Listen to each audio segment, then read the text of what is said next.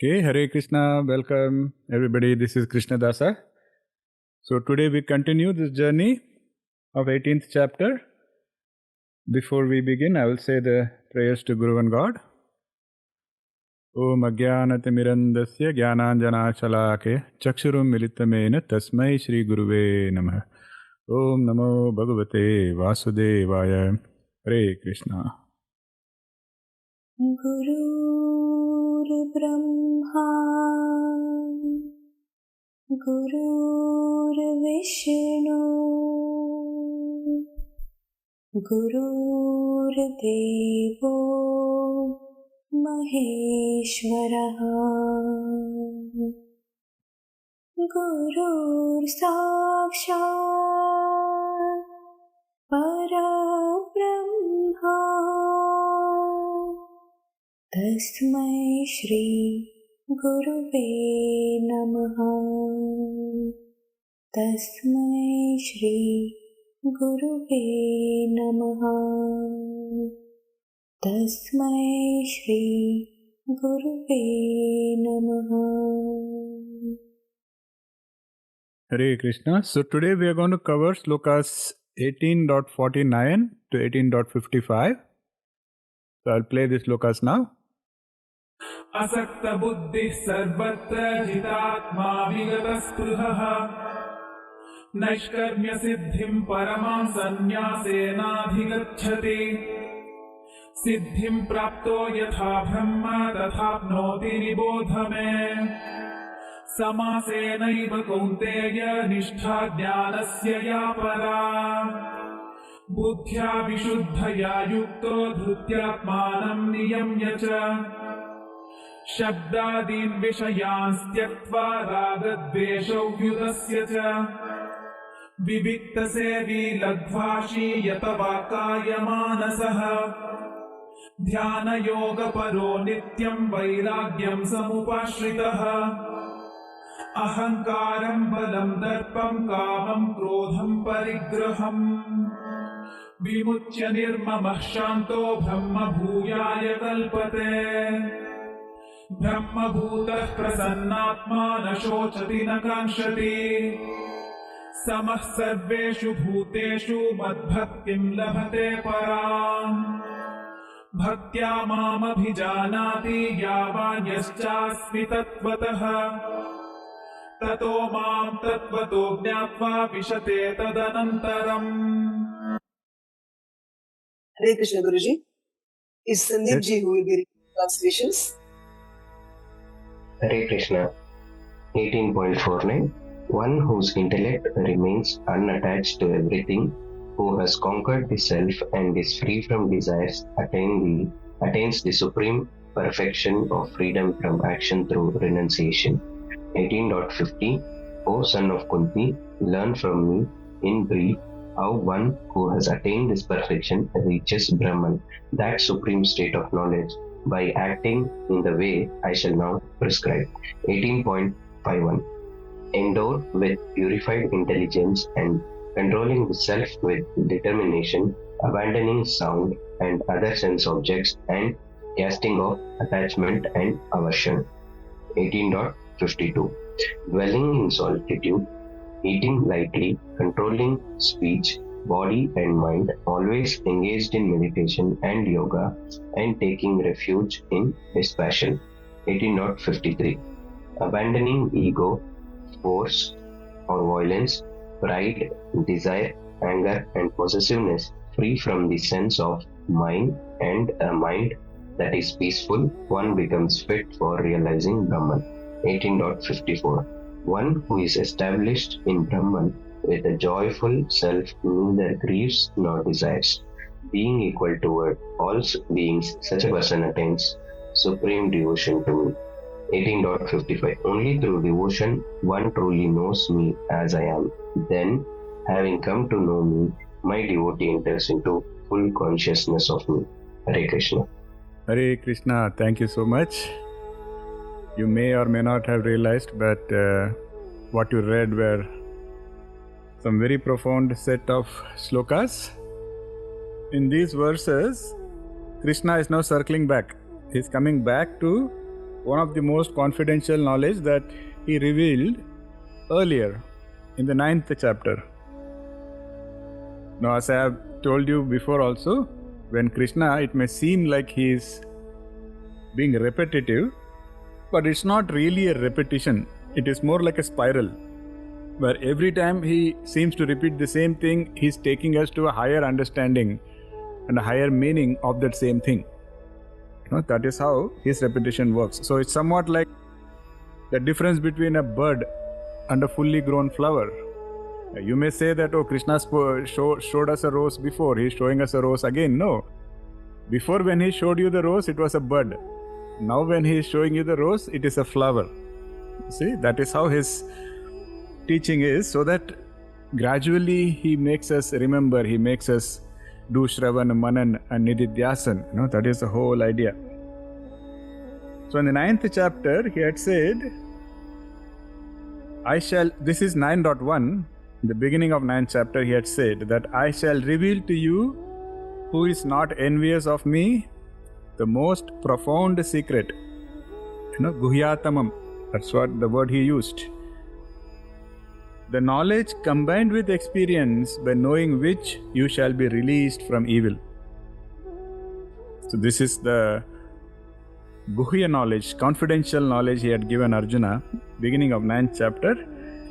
And now 8 chapters later, Arjuna is standing transformed. Now Arjuna is no longer the confused warrior that he was before. Arjuna no longer has this kind of doubts in his mind which were paralyzing him. Now he's got a purified consciousness and he's ready to grasp the deeper mysteries. So now Krishna is timing it perfectly. Just like a surgeon who knows exactly what operation can be done at what time, that is how Krishna is delivering his message. Because when Krishna said Guhyatamam, most confidential, it was a very significant term. Because why is it confidential? Because if the consciousness is not ready, if our consciousness is not ready, if we are not prepared, then we can neither comprehend nor handle this kind of knowledge. Because these are very powerful truths, transformative truths, but we need to be ready for that. Somebody very nicely said, you cannot pour an ocean into a teacup.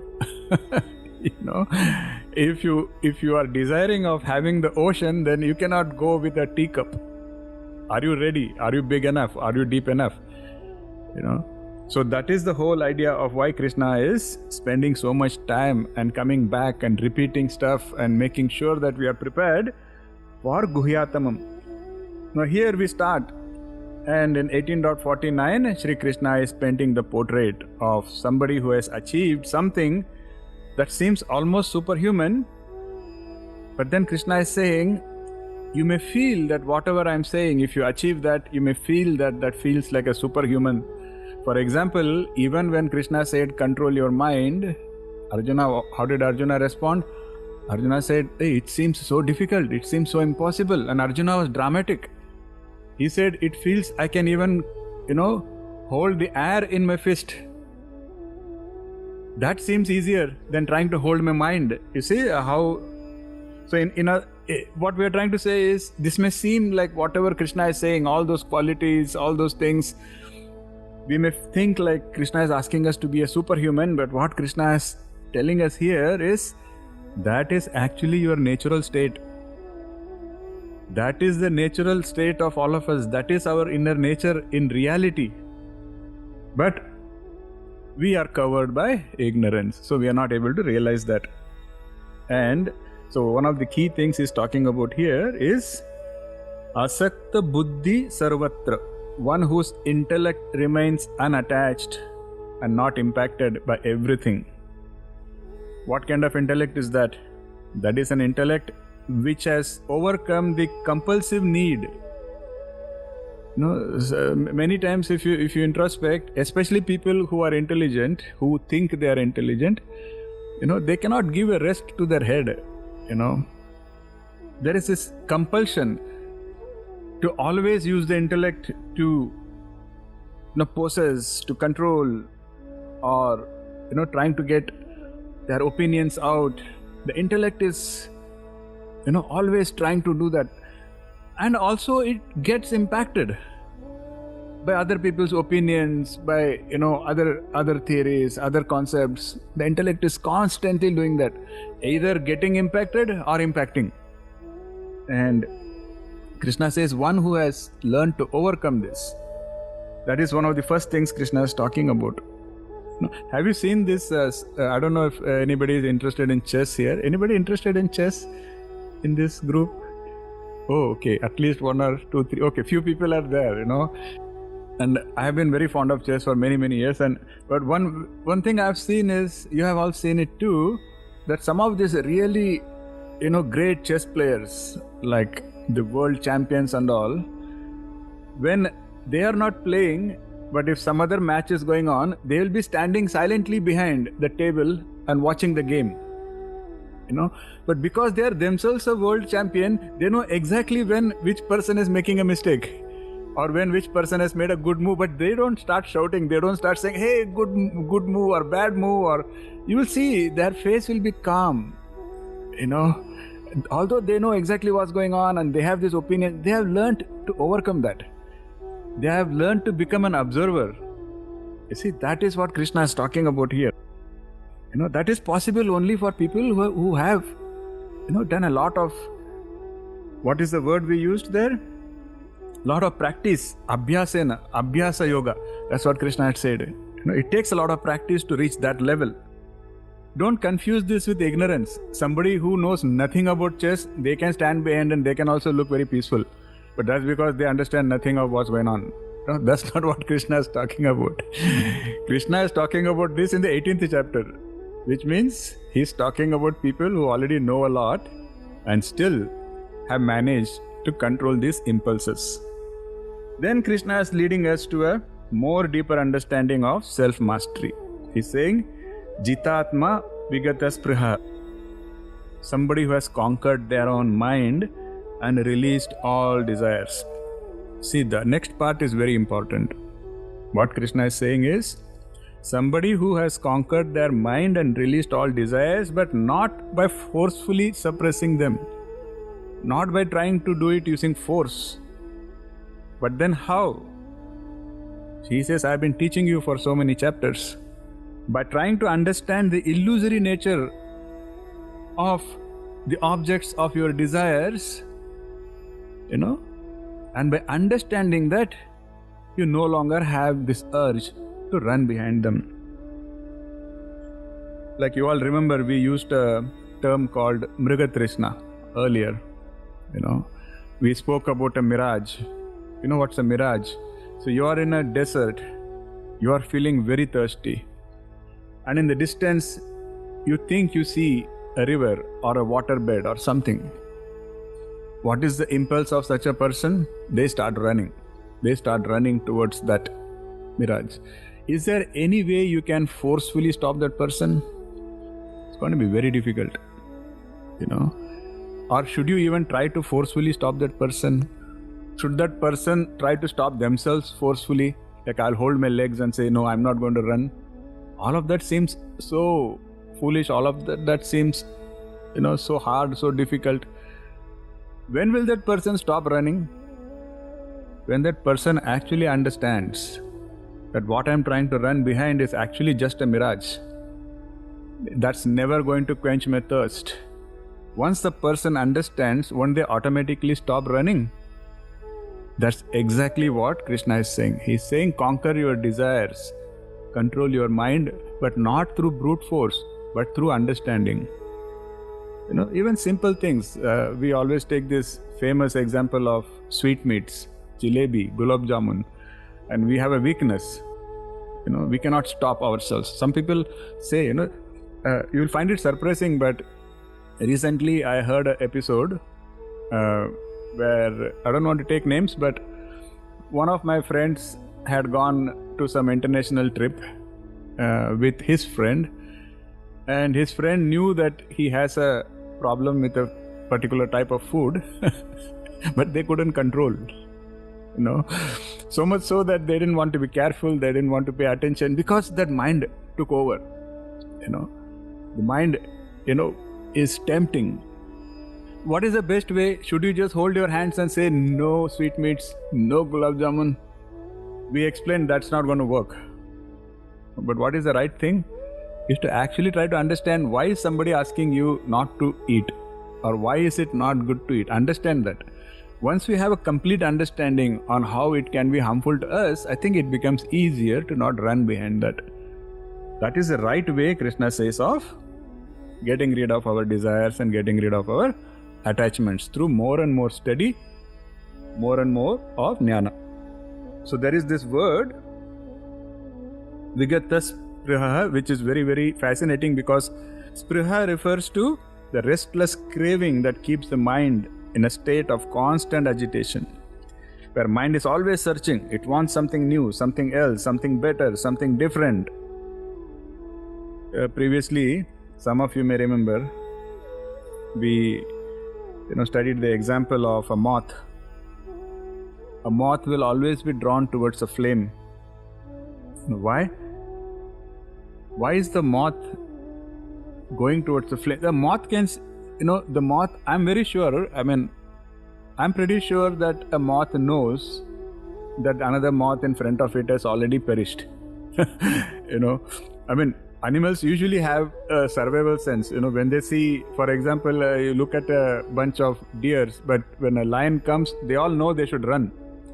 The survival instinct is built in. So I'm sure the moth might have some idea that light is not good for me, but it's not able to control itself because it has a weakness.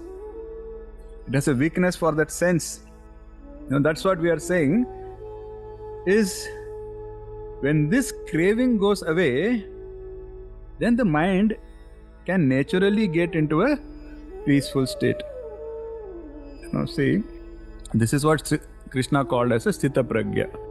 Now I'm going to tell you a slightly different perspective for this. We all heard Sthita Pragya. We all know what it means. We all studied that Sthita Pragya means being calm. A slightly different perspective here. A good example of being calm is a water body. See, if you keep water in a bowl, or if you keep water in a plate or any other place, and if you don't disturb it, don't you see the water perfectly still? Don't you see the water perfectly steady? And the water will be clear. You can see what is beneath the water, right? But what happens when there is a wind or there is some disturbance? The water starts shaking. And you see a lot of disturbance in the water. Correct? All of that happens. What we are trying to arrive at here is, what was the natural state of the water?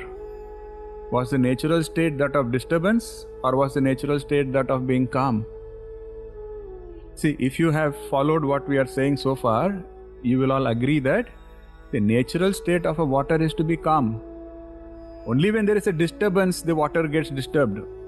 The water starts moving, the water starts getting into so many waves, right? That is what Krishna is teaching here now. He's saying the natural state of our mind is to be like a Sthita Pragya only. That is the natural state. The natural state of a mind is to be calm. But we are not able to be calm. Why? Because of all the disturbance. So, your focus should not be, how should I forcefully calm my mind? You don't need to calm your mind. The mind will automatically be calm. That's its natural state. You just have to take care of the distractions. You just have to take care of what is disturbing it. That is Krishna's message here. So don't focus on, I have to control my mind. He says, that is why Krishna said, you cannot. Because there is no need also. The mind doesn't need to be controlled. You have to only focus on what is making the mind disturbed, what is making the mind agitated. And one of the things he's saying is this craving. This craving for something, I need more, I need better. Look at our own selves. If you introspect, if you honestly introspect, you will all agree that we are all running behind something continuously, knowingly or unknowingly. And Krishna says, take care of that. And when that happens, then you will reach the stage of Naishkarmya Siddhim Paramam, the supreme perfection of actionlessness. Is one of the greatest paradoxes, I would say, of spiritual development is, being fully engaged in action while still being untouched by action. Anybody remembers studying something similar? People are smiling. Yes. Yes, okay. Yes, Solataji, what do you remember? Action in inaction. Exactly. Exactly. That's what we studied earlier, where this is what was termed as action in inaction and inaction in action. So, engaged in action but not impacted by it. So, a great example we gave earlier is a lotus. A lotus is, it takes birth in water, it grows in water, it floats in water, but it still does not let water make it wet. That is what it means to be engaged in action but not being impacted by it. The lotus never tries to run away from water, it stays in water. It just makes sure that it doesn't get wet. And that is the message for all of us. So this approach of Sri Krishna, that is now revealing the heart of a perfect guru, because he is explaining in brief samasenaiva, the path to Brahman realization. So because he knows that the entire magnitude, entire complexity, first of all, cannot be explained, because Brahman cannot be theorized, it can only be realized. But at the same time, he still has to guide us on how to reach that stage of perfection. So he's saying, I will explain it in brief. But that does not mean he's diluting something. That is what I'm trying to come to here. When Krishna tells Arjuna that I'm going to explain in brief, he's not saying I'm going to withhold something or I'm going to tell you only a few things. That's not his message. His message is, I will tell you whatever you need to know, but I'll tell it to you in brief. So the example is more like, if I have to explain it in simple terms, it's like a seed. If you break open a seed, you may say that there is almost nothing inside the seed, or at the most you will see something very tiny inside a seed. But that seed, doesn't it have the potential of an entire huge tree within it? If it is cultivated the right way, if it is taken care of the right way, doesn't it become such a huge tree? So we can say that the huge tree was inside the seed. Just like that, although Krishna is saying I'm explaining in brief, it has the potential to take us all the way through Brahman realization, the ultimate supreme goal. So we have to pay attention and we have to listen very carefully and let it sink in as much as possible. Now comes something extremely important for all of us. This is Krishna's 13-point formula for spiritual progress. Very objective, very beautiful, very profound. In my opinion, this is probably the most practical and comprehensive guide for God realization ever explained. That Krishna has done here in the 18th chapter of the Bhagavad Gita. So he has given us a 13-point formula that is addressing every dimension of human consciousness. Now, each of these points, they are like rungs in a ladder. So they all take us one level higher, step by step, and eventually we can reach the goal of self-realization. Very powerful. So let us start looking at these 13 points that Krishna has told us. First one, Buddhya Vishuddhaya, purifying the intellect. So if you have to transcend all these material limitations, the intellect has to be purified. Purified of what? False identifications, false judgments. Because the sattvic intellect has to see clearly. It has to see clearly beyond the personal biases and ego and misconceptions and judgments. The intellect has to see beyond that. Very important. See, how does a jeweler purify gold? They heat it, they beat it, and it becomes really pure. What are they actually doing? The gold was already pure, but what they are doing, they are trying to burn away the impurities. When the impurities are burnt away, what remains is pure gold. Just like that, the intellect, when we say purify the intellect, that's what we need to do. Just get rid of all those impurities. What kind of impurities are they? Pride. Start with that. See, when you are full of pride, your intellect is not really trying to tell what is objective truth. The intellect is only trying to tell what is the truth that you want to hear. That is why many times when we talk, we always say, I think, in my opinion, I believe. But why? Because the pride is predominant. So we have to take care of all of those impurities, because that gives rise to other impurities like bias. If you are biased, you cannot really see truth the way it is, and so on and so forth. Okay, so buddhi, take care of that. Anybody has any guesses what will come after buddhi? Once you take care of buddhi? Yes, Simranji? Dhriti. Hey, excellent. We just studied 2 sessions ago, buddhi and dhriti. So Krishna is maintaining that order. Now here, after saying that we need purified intellect, he is talking about dhritya atmanam niyamya, firmly controlling the mind and taking care of the dhriti. Determined control over the mind. What that helps us is that helps us take care of the distractions. Just like we just spoke about water, if you want the water to remain still, you have to take care of the distractions. It is not possible that somebody is continuously shaking the bowl of water and you are just trying to hold the water still. Is it possible? That is what Arjuna thought he had to do. That's why he said it is impossible, and it is impossible. Somebody is shaking the bowl continuously, but no matter how strong you are, you cannot hold the water and make it still. What you have to do is stop the shaking. And that's what Krishna says. Purify the intellect, purify the dhriti. Very, very important. Because he says, what you need to understand is the mind will never be controlled through force.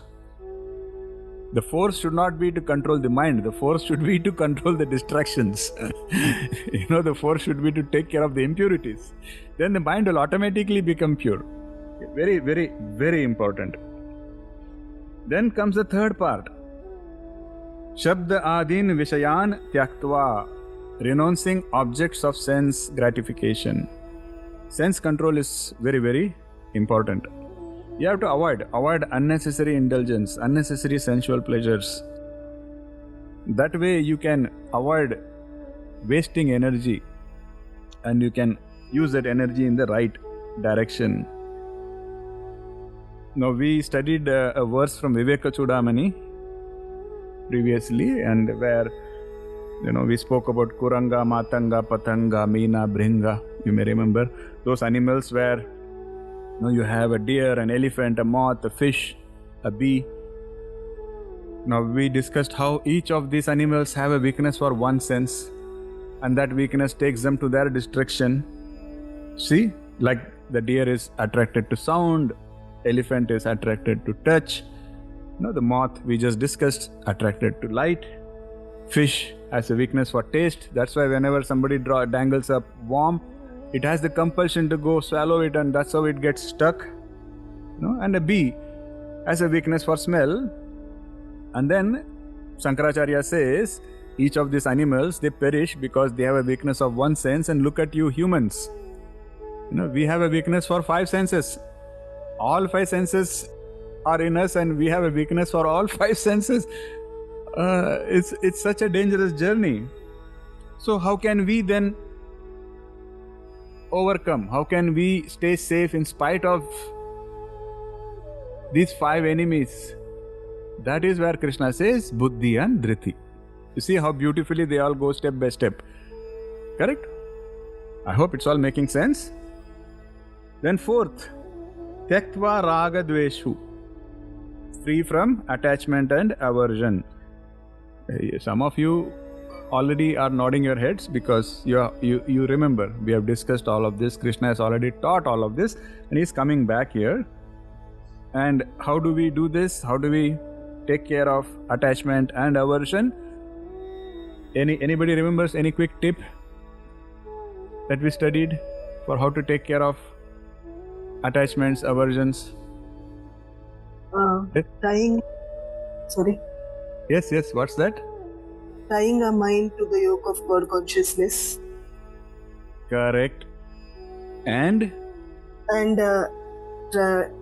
following this pratyahara, withdrawing Yes, away. there is one more technique Krishna taught. Like, okay, let us see. Now, Chitraji wants to say something. Yes, Chitraji?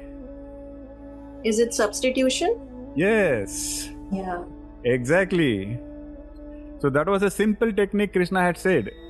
He said, if you are, feeling like I want to eat sweets, instead of saying no sweet, replace.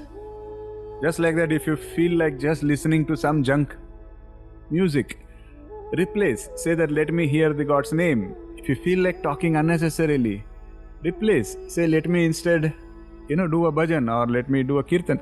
See, that is a very simple technique Krishna had said, how you can get rid of this strong attachments and aversions. And of course, as Sulataji said, all this is possible only if you first tie your mind to the yoke of God consciousness. So God should always be in your mind, and then you replace everything with thought of God, words of God, thinking of God, so on and so forth. Number 5, Vivikta Sevi. This is a slightly, maybe it may not make sense immediately, but we will explain and gradually it will make sense. This talks about seeking solitude. Don't all the time, try to surround yourself with crowd. Try to have some solitude, because that will help us strengthen the spiritual practices. Now, this does not necessarily mean physical isolation, but what it means more is about inner solitude. So you can be in a crowd, but still you can be peaceful within. That is true solitude, because you are not letting all this disturbance, all that noise get into you, regardless of what is going around you. If you can maintain that state, then you can be in a crowd and still be having solitude. But that takes practice. So first try to have physical solitude, at least some time in a day, try to be by yourself. And that is the time when we can use for chanting and meditation and all of that. That is a simple way to reach that stage. Number 6, Lagu Ashi, which is eating moderately. Now Krishna is emphasizing, he has emphasized moderation before also in 6th chapter. You may remember it was a very popular shloka, Yukta hara viharasya, Yukta cheshtasya karmasu, Yukta swapnavabodhasya, Yogo bhavati dukkha.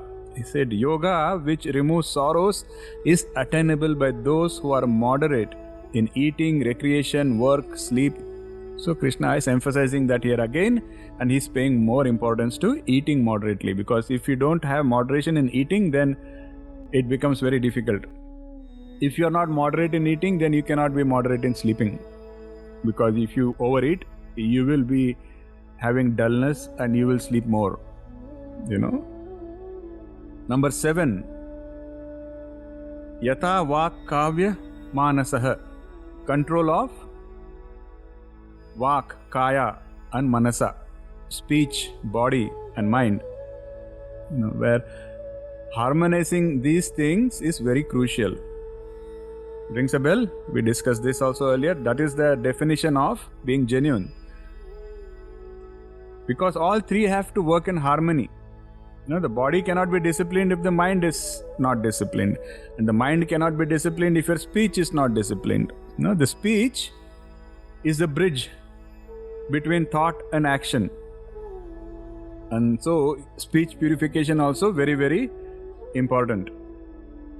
Then number 8, Dhyana Yoga Para, engage constantly in meditation. The key word here is consistent. Practice meditation consistently, and that will align our consciousness with the divine. If you see these steps, these 13 steps, they are very profound and they are very stepwise. They are very, very scientifically laid out. They are not random, some random 13 things. Each one depends on the one above. Like, how can you do meditation if you don't have control over your mind? How can you have control over your mind if you don't practice moderation? So on and so forth. Then number 9, Nityam Vairagyam Samupashtritah, always practicing detachment, Vairagya. Because Krishna has said many times that this detachment will free us from this endless cycle of desires and disappointments. We don't want to be all the time, disturbed and all the time perturbed by these things. And then number 10, powerful one. Ahankaram balam darpam kamam krodam parigraham vimuchya. Giving up ego, false strength, pride, lust, anger, greed, such powerful enemies. Now, we have discussed about each of them in earlier chapters. Now, these are like very, very strong negative things which will bring us down. Not just spiritually, these things will bring us down even in the material life. So, we have to pay a lot of attention and take care of all of these enemies. And then number 11 is nirmamaha, absence of possessiveness, where you recognize oneself just as a caretaker. You are not the owner. Like sometimes we have these strong feelings of, this land belongs to me. What do you mean the land belongs to you? The land was there millions of years before you were born. The land will continue to be there millions of years after you are dead. How can it belong to you? Like one Indian elder had beautifully said, the land does not belong to us, we belong to the land. So just like that, anytime we think we own something, we have to ask ourselves, do I own even my own body? How many of us really think we own even our body? Can you tell your hair not to grow? Or can you force your hair to grow when it stops growing?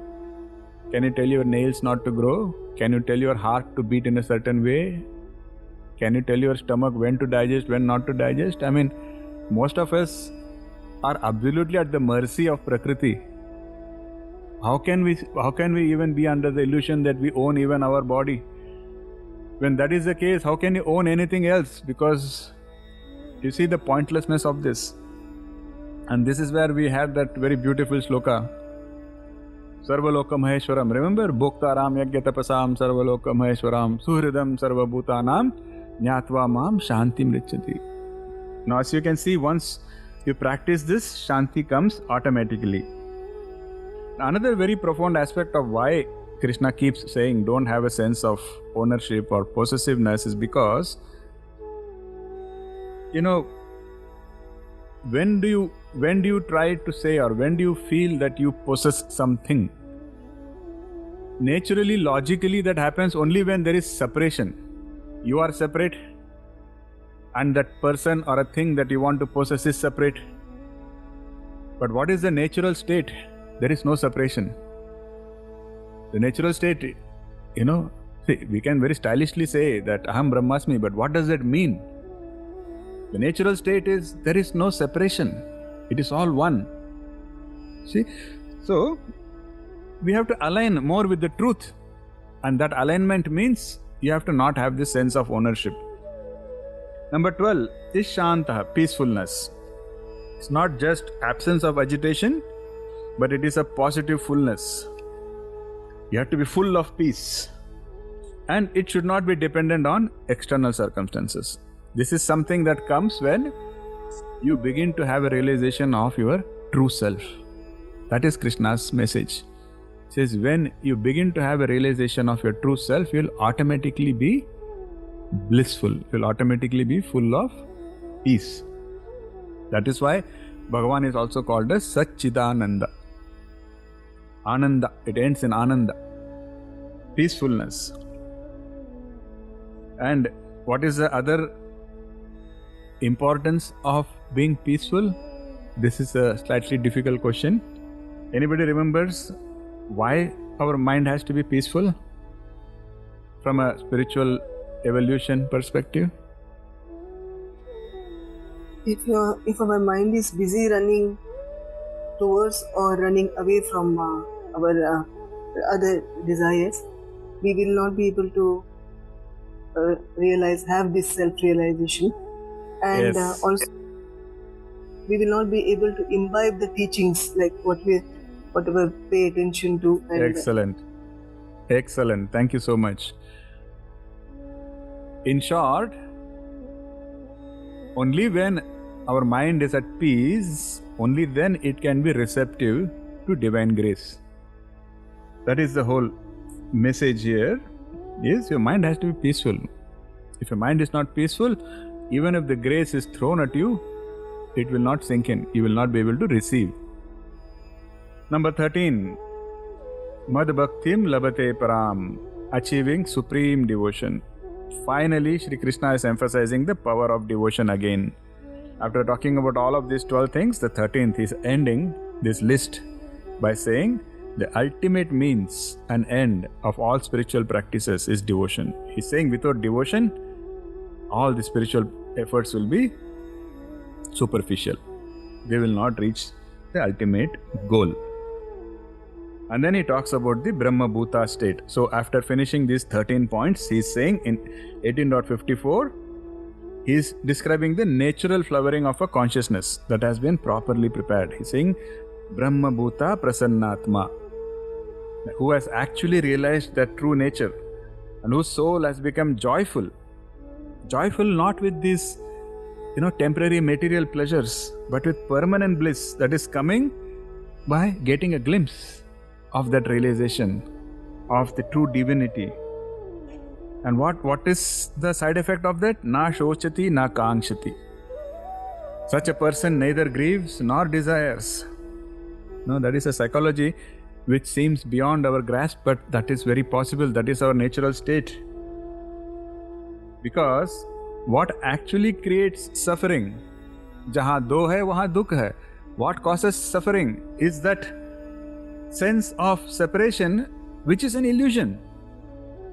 At every level, when we say sense of separation, we are not talking just about God and Advaita and something so deep. Even normally, the problem is every disappointment in our life, introspect and you will realize the truth of it.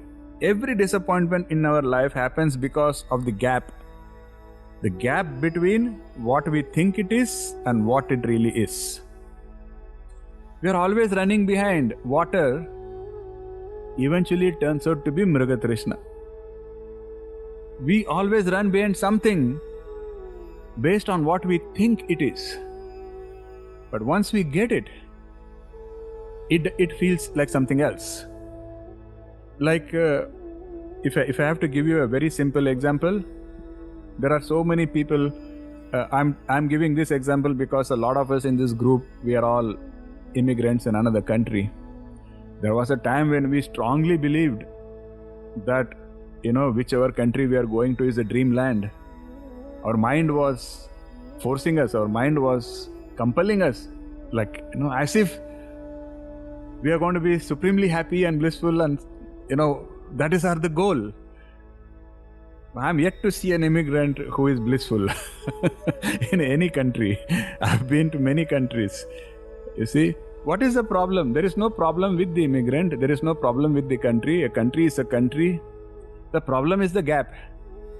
The mind is always making us run behind something based on what we think it is.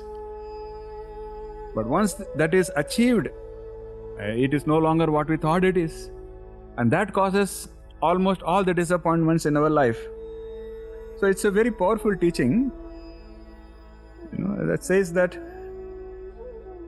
is why a person who is full, a person who is blissful, is not a person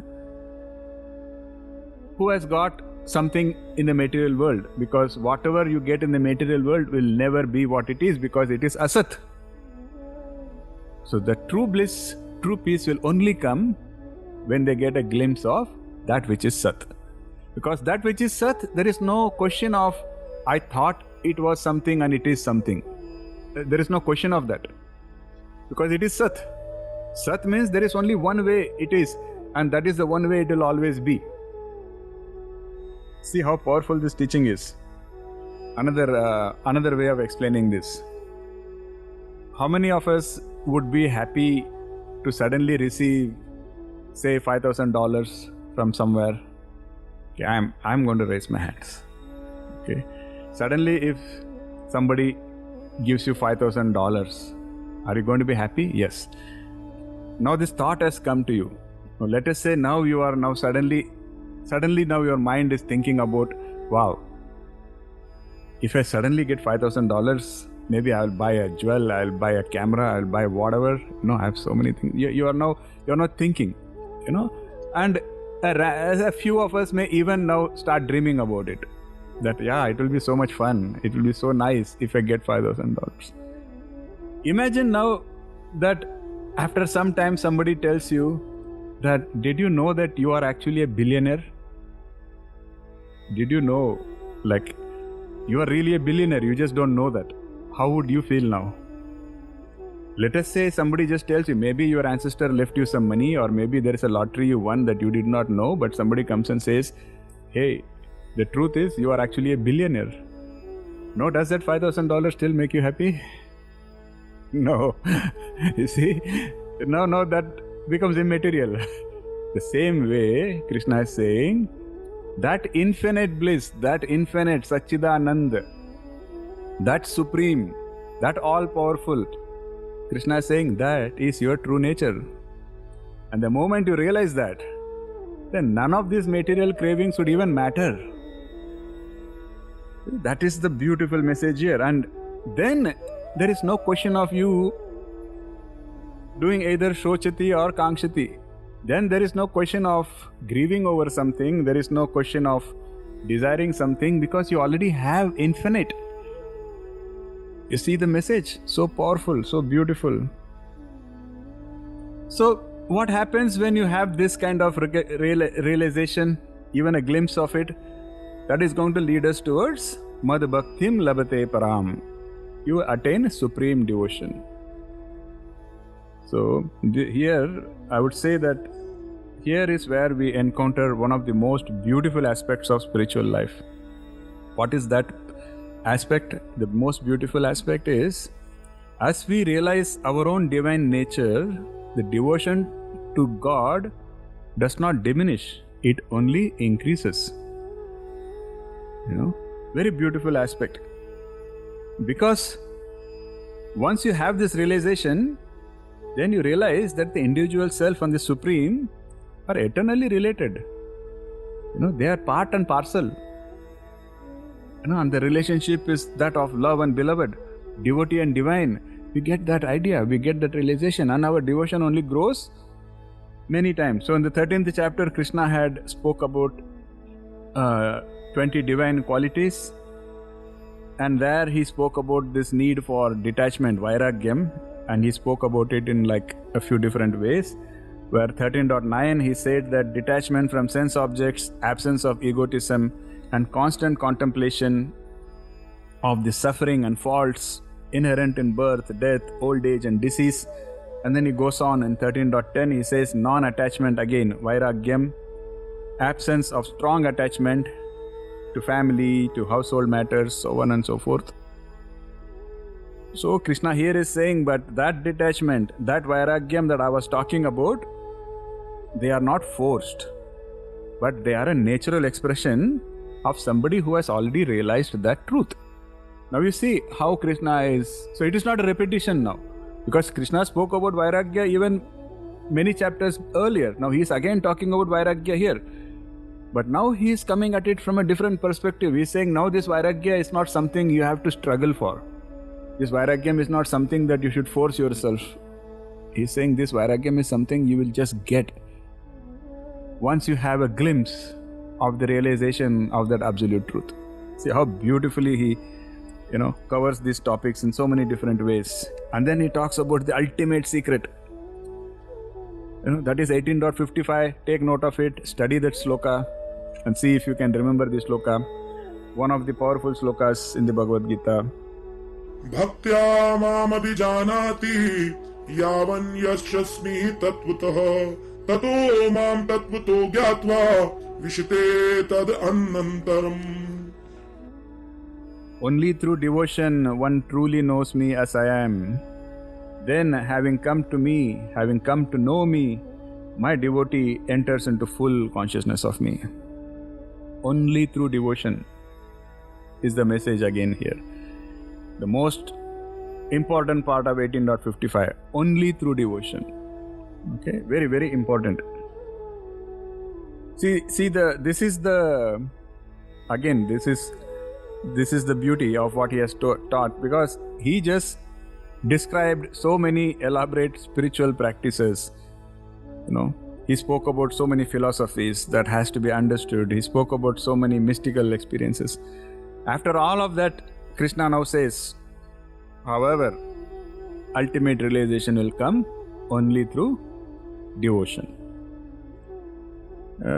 Very beautiful.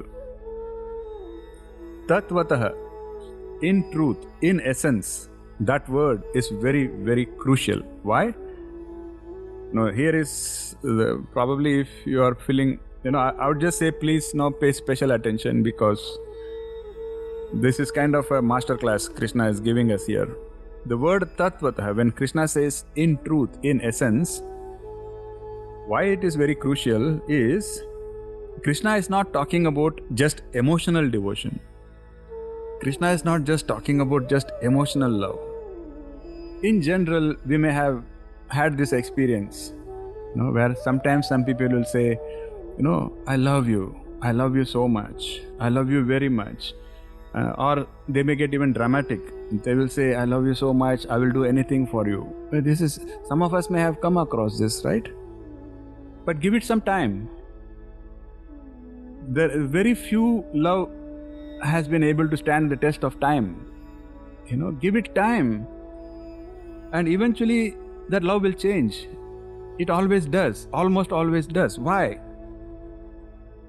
The first reason, the most important reason, is the same thing we discussed a few minutes ago. What is versus what we think is. Our mind is not in love with what is. Our mind is in love with what we think is. Has it not happened with some of us, at least, that someone has said that they love you or love us a lot, but after a while, they say love at first sight, but at second sight it is lesser love, and by the time you have 10-15 sights, I don't know where the love went away. So what is going on? There is this gap of what is versus what the mind thought is. That always happens, no matter what we are chasing. That is the nature. But what is a bigger profound truth that Krishna is now bringing out here? Krishna is saying, when love or devotion, both words we are using because devotion is divine love. So Krishna is saying, when love is based out of emotion, if it is based out of your chemicals like hormones, that is why love at first sight sounds beautiful, but it very rarely lasts. Because what happens? What caused that love was an emotion. What caused that love was a hormone, was a chemical. Every chemical has an expiry date. An emotion is also, at the end of the day, a chemical that is, created in your brain. That will have an expiry date. No emotion lasts forever. No chemical lasts forever. So if your love was depending, or if your love was based on that kind of emotion and that kind of hormone, that's not going to last. So Krishna here is saying, Tatvatah. He's saying, I am not talking about love me out of emotion only. You just feel emotional when you see Krishna, you just feel emotional when you see an idol, and now you say, I love God. That love is not going to last. So Krishna is saying, that is not what I'm asking. He's saying, I want a love that has been refined by knowledge, a love that has been tested by practice, and a love that has been purified by surrender. Does it make sense? He says, because this love can see clearly, this love can love completely, and this love can surrender absolutely. I don't know how to emphasize this. This is probably the most powerful teaching of the Bhagavad Gita, where, instead of just saying love, instead of just saying bhakti, instead of just saying devotion, a lot of people have said devotion is important, where Krishna first takes painstaking efforts to provide all the knowledge we need, to provide all the techniques, to provide all the ways of purification, all the ways of, karma, jnana, dhyana, So many yogas he has covered: Buddhi Yoga, Dhyana Yoga, Karma Yoga, Nishkama Karma Yoga. He's teaching all of that. And then in the end he says, use all of that. And once you have successfully used all of that, if you still feel love, that is real love. That is real bhakti. Because that love can love clearly, that can love completely, and that can surrender completely. Isn't it so powerful? Isn't it so beautiful? And this same thing has been described even in the Narada Bhakti Sutra. Yat prapya na kinchid vanchati na shochati na dveshti na ramate notsahi bhavati. It says, attaining that, you will have no more desire for anything. You will be free from grief, free from hatred. You won't rejoice over anything. You won't exert yourself in any self-interest or anything selfish. They are all trying, but no words can do justice. You see the beauty. So if somebody told you they love you, but after a few years they don't love you anymore, it's not that poor person's fault, It is the nature. It is the nature of Maya. It is the nature of anything material, anything in this dukhalayam. Everything is temporary. But if we want to experience real love, it is not that it is not possible. It is not that love is not possible. It is not that love cannot be permanent. It can be. And Krishna is teaching how it can be. All Krishna is saying is, don't let your love be based on just emotion and hormones. Make sure your love is based on whatever he has taught so far. Make sure that your love is based on sattvic buddhi. Your love is based on, abhyasa. It is based on practice. Your love is based on purification. Your love is based on humility. Love is based on selflessness. He says, if you take care of these parameters, then whatever love you experience will be permanent, will be absolute. So he's not only saying devotion is the ultimate. He's not only saying devotion is the only way. He's also saying how to cultivate that devotion. And he's saying, I've spent all these chapters to help you do that. Because some people will ask, some people say, oh, if devotion is the only thing, then why has he spent so much time talking about Sankhya, Jnana, and Buddhi and Dhriti? You see, this is the science. This is why Krishna's teaching is unparalleled. So that is what makes this teaching so extraordinary, because it brings together all the different approaches that he has taught throughout Gita. Karma Yoga, Jnana Yoga, Dhyana Yoga, all of that. He's integrating everything and he's unifying all of that and bringing us to that pinnacle. He's saying, now use all of that, and now the bhakti that you can generate is the real ultimate, tool, the ultimate goal. So the key is not to just say which one is better or which one is not better. That is not the point. But the key is in understanding how they all work together and how they are all integrated and how we unify all of them to achieve that absolute goal. So now I want to cover one thing. First of all, I want to ask you all, does anyone have any questions before we go any further? Any big question, anything that is bothering you before we can proceed, or shall we proceed and take the question at the end then? Okay, everybody is quiet, so I will proceed. See, the very, very profound aspect of what we have learning or what we have been learning now is, there could be an apparent somebody. I'm surprised people didn't ask, but I was expecting some of you may feel there is some kind of a contradiction here. Does anybody feel there has been any contradiction? No. If you don't feel that way, it's good.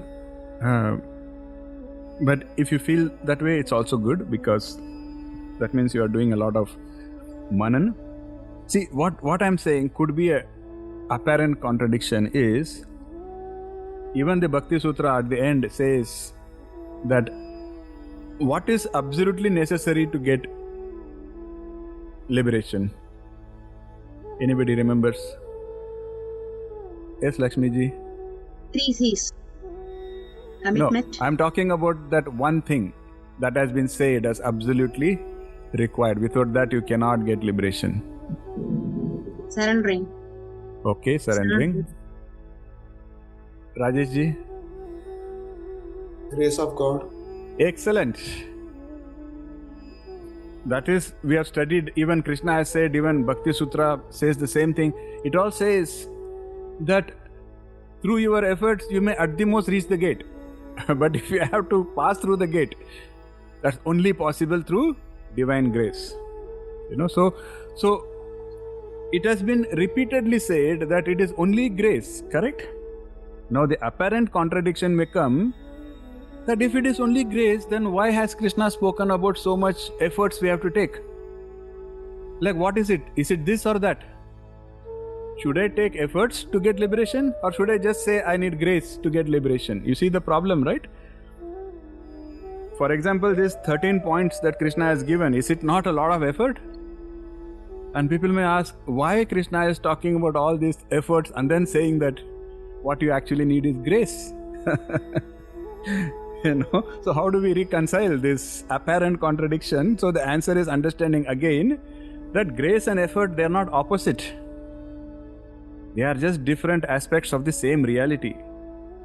Because that grace, if you have to be receptive to that grace, you have to have a purified intellect, you have to have a purified heart, a purified mind.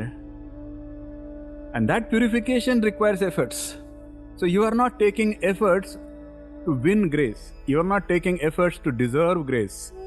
You are only taking efforts to prepare yourself for grace. Very important lesson. See, it's like a radio. When can the radio actually, play the music you want it to play? Only if it is tuned. Correct? The signal is already there. But the radio can play the song only if it is prepared itself, if it has tuned itself to receive that. So, I have tried putting it in a beautiful, I won't say beautiful, in a philosophical way, is the effort provides the tuning while the grace provides the signal. And they are both important, aren't they? So that is how effort and grace, they go hand in hand. That is why if you see, the most elevated saints, the most elevated people who have got some self-realization, they will always attribute everything to God only. They will say, Sab uski marji, sab uska hai, wo jaisa chahega. They are the people who have already achieved self-realization. They don't give credit to their effort because they have already understood the truth. See? So this understanding will transform our approach to spiritual practice, where we will understand why we have to take efforts, why we have to take efforts, and then not get hung up and not get proud of the efforts we have taken. Because that effort we have taken only to purify ourselves, to prepare ourselves. And then you have to remain humble. That is why pride is such a big problem, because if you have pride, you miss the whole point. Okay, you prepare yourself and the grace will just flow. This is why Krishna is promising that this path is available to everyone. He's saying this path is available to everyone regardless of their starting point, regardless of where they are, because the destination is not somewhere far. It is not in some other planet. The destination is right within us. All we have to do is open up. All we have to do is prepare ourselves. That anybody can do. You see? Only if somebody says what you want is in Mars, then not everybody can reach Mars. You have to be a wealthy person, people with connections cannot. But if what you need is within you, that is within the reach of everybody. And that's what Krishna has been saying. So, again, these ancient teachings, they are carrying what I want to tell you in the concluding parts is that there is a particular urgency, to all these teachings, because we live in a Kali Yuga, we live in a world where there is constant sensory bombardment, information overload, psychological stress, and Krishna's way is the way to not just survive but thrive, overcome and thrive. Challenges are only multiplying day by day. So that is why there is this urgency of following Krishna's teachings, so that we can not just survive but we can also thrive. Because all these symptoms of anxiety, stress and all of that, they're all because we have lost touch with the true nature of our own being. So what is emerging from this set of slokas? These 7 slokas, they are providing an infinite promise that human consciousness, it has unlimited potential and it is available to everybody. And the distance between where we are and where we need to be is minimal because it is within us. That realization is right within us. So the path is open and the promise is certain. How beautiful can it be? Now in the next set of verses, Krishna is going to explain a bit more about this pure love, this pure bhakti that he has just spoken about. So with that, I can stop talking. Hare Krishna. Hope this all made sense. And so we are nearing the end of our current session. So maybe two more weeks and we will conclude chapter 18. And then if any of you are interested in continuing, or if you know any friends or family who want to learn the Bhagavad Gita again, we will be starting the next batch sometime in July. And you can ask your friends to just go to pragmaticgita.com, and right at the top there is a banner which has a registration link, and anybody can click and register for the new next batch. So thank you once again. I'll stop talking and I'll open the floors for everybody. Anybody with any questions or comments can raise it here. Yes, Lakshmi ji, you wanted to ask something? Adaksham, that means God's grace, only we can attain the self-realization. And the two things you tell. What is this? Whether the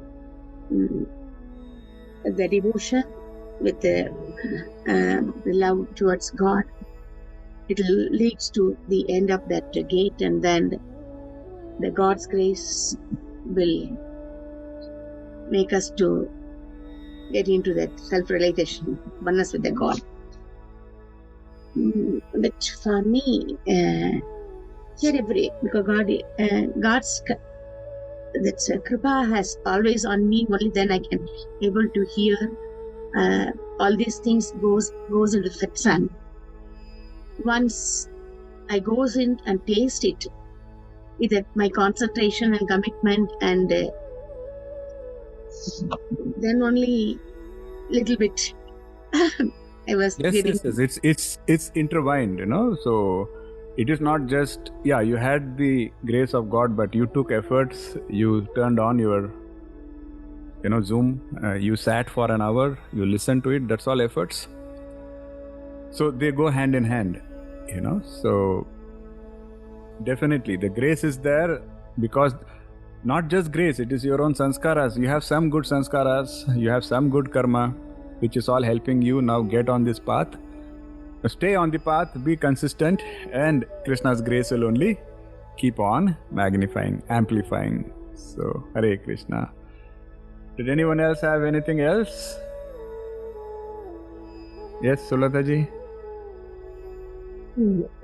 This 13 formulas, 13 points, it's again like, we can relate it to 15.5, that where you had mentioned those formula, and 11.55. Yes, definitely.